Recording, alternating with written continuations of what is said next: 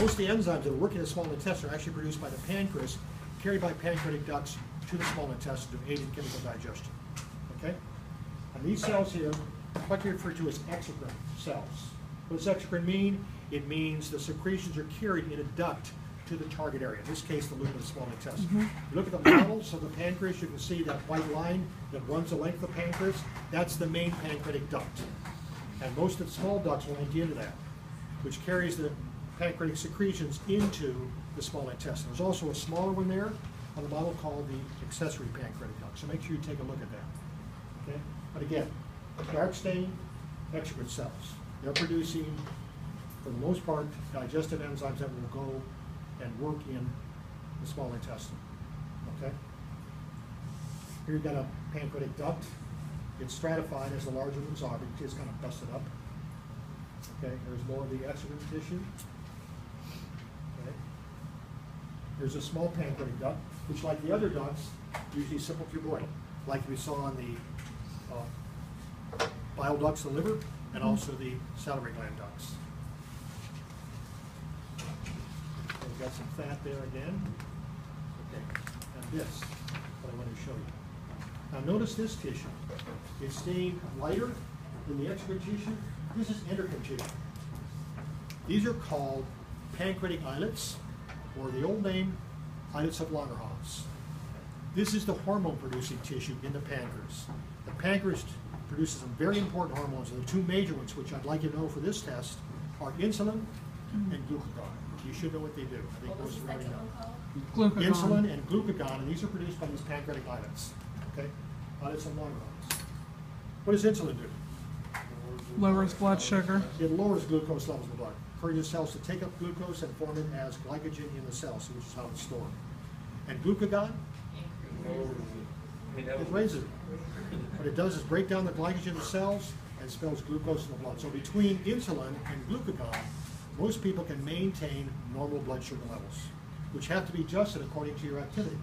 When you're more active, you're going to have higher glucose levels. When you're less active than when you're less active. The problem is, though, in diabetics, if they can't control it, what happens? If the sugar level is too high and it maintains a too high level, it causes blood vessel damage. That shuts down circulation, particularly peripheral tissues, and the result is amputation of tissues as it dies, like toes, sometimes feet, sometimes parts of legs. And that's why it's such a nasty disease. Okay?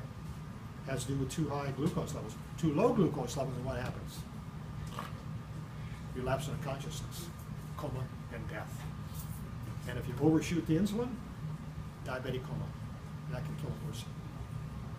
Because your blood sugar just plummets, you don't get enough to your head, and basically you just shut down. And nerve cells, neurons, depend on glucose. That's their fuel molecule. If the blood sugar level gets too high, you get lethargic, you get sleepy.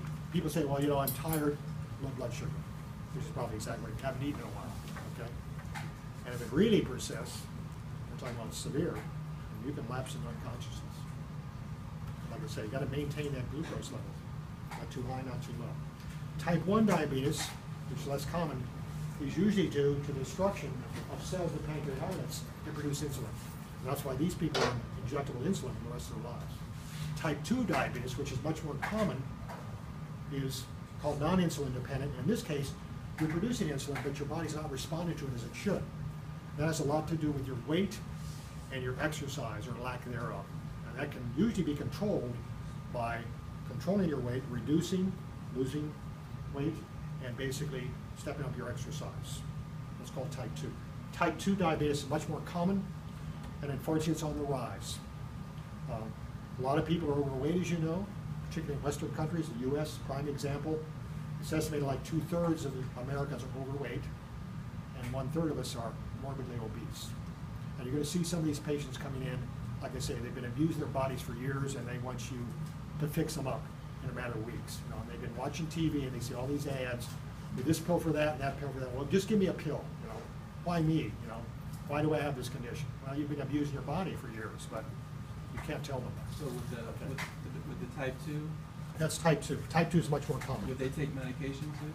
Yeah, there is medication too, but it can partially be controlled by exercise and you're reducing your calories. Okay?